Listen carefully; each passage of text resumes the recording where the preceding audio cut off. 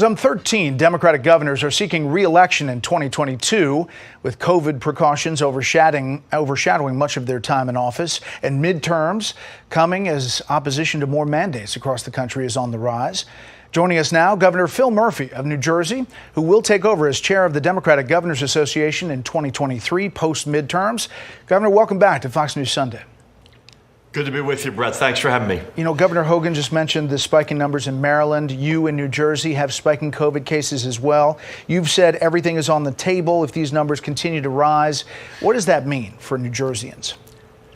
Listen, this virus has humbled all of us. Every time you think you got to figure it out, it takes a turn you don't expect, and 8 out of 10 of those turns are negative. So you've got to leave all those options on the table. Right now, we think we have the right package in place in terms of a layered approach to deal with this, but our numbers are going up. The Omicron variant is real.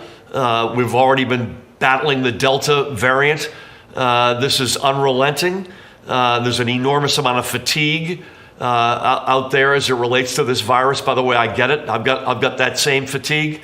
But we got to stay vigilant, and we will stay vigilant. You know, you've locked down before, and this is, as you said, serious. Would you consider locking down the state of New Jersey again? You have to leave it on the table, but I don't see it, Brett, honestly.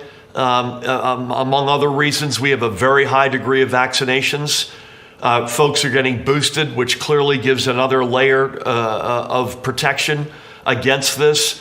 I was in the biggest mall in North America yesterday, a very high rate of masking, which is a good thing. I mean, we largely have folks, as fatigued as they are, they're largely accepting of what you need to do to push back at this. And for the time being, at least, we think that's gonna work for us. You mentioned the fatigue and the frustration.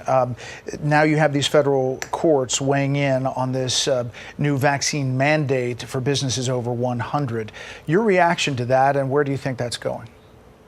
Yeah, my reaction is not as strident perhaps as others, because the notion that you've got to get vaccinated or you've got a testing option, that's what we have right now for state employees, for educators. And the take-up is very high, and the rate of transmission, thank God, so far has been low. So I don't think this is as radical as others may think, and for the most part, I think it's consistent with what we've been standing for as a state. Governor, I asked Governor Hogan about crime. I'll ask you as well. You had a man gunned down early Saturday morning in Trenton. That's the second deadliest year on record, tied with a total of 37 murders in 2013, 3 less than last year's record of 40. The Trenton mayor says it's a national trend, some 30% increase in violent crimes. How do you get a hold of it?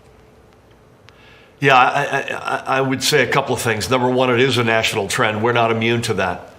Secondly, I separate very clearly violent crimes from common sense gun safety and gun safety laws. We are hyper aggressive, unrelenting on the violent crime front, whether it's legislation, whether it's law enforcement, or a combination of each. On the other hand, we can't continue to see kids with guns shooting at kids and other sort of just open loopholes that we know that we can close. And I think we have to separate those, and we do in New Jersey, and we'll continue to be bearing down on both fronts. 2 quick things. Governor, I mentioned you're going to head up the DGA in 2023. This follows this close call in November for your election. What message did you take from how close that was in traditionally blue New Jersey with 1 million more Democratic voters than Republicans? Yeah, a couple of things. Number one, thank God we put the policies in place that we did, that we built the coalition that we did. Otherwise, we would have been swept away along with other Democrats. I think the message, Brett, for me is we've got the right substance, but we have to get into kitchen tables much more deeply than we've gotten into. Folks have to understand why we stand for what we stand, how it impacts their lives, their kids' lives, their futures. I think that is where the gap is. And I'm committed in New Jersey to closing that gap. And I think nationally, in the races that we've got in 2022, we've got to make sure that folks understand why government is a force for the good, why the policies that we stand for are good for them personally and for their families. Nationally, President Biden, you can't deny it, is politically weak according to pretty much every poll if you go down the issues. Understanding the president has said he's going to run for re-election in 2024. If he didn't, would you consider running? Now, listen, my nose is pressed against the Jersey glass morning, noon, and night. I'm honored to be able to help out in these governor's races around the country. But my commitment and my focus is entirely New Jersey. All right, I'll take that as a no for now. Governor Murphy, thanks for talking with us. Good to be with you, Brett. Thanks for having me. I'm Steve Ducey. I'm Brian Kilmeade. And I'm Ainsley Earhart. And click here to subscribe to the Fox News YouTube page to catch our hottest interviews and most compelling analysis.